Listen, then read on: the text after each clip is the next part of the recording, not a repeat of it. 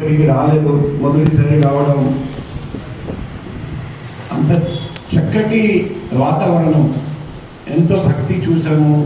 అందరూ భక్తులు ఎంతో దైవభక్తితో పూజ చేస్తున్నారని మనం కళ్ళతో చూసాము. మనం అందరికీ తెలుసు, మనం సుఖంగా ఉండాలంటే, ఆయురారోగ్యంగా ఉండాలంటే, మన కుటుంబం సుఖంతో ఆయురారోగ్యంతో ఉండాలంటే దేవుని ఆశీస్సులు ఎంతైనా అవసరం. ప్రతిరోజు పూజ చేయాలి దైవభక్తితో. ప్రతిరోజు ఏదో ఒక మంచి పని చేయాలి. వీలైతే 10 మందికి మేలు చేయాలి. ముఖ్యంగా పేదవాళ్లకు, ఎవరు లేరు అటువంటి వ్యక్తులకు మనం హెల్ప్ చేస్తే, సహాయం చేస్తే ఖచ్చితంగా దేవుని ఆశీస్సులు మనకు దక్కుతాయి. ఈ కొత్త సంవత్సరంలో మేమందరికీ విన్నపం ఒకటే, ప్రతిరోజు ఏదో ఒక మంచి పని చేద్దాం.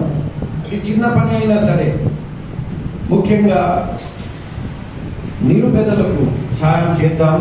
ఖచ్చితంగా మీ అందరికీ దేవుని ఆశీస్సులు వస్తాయి.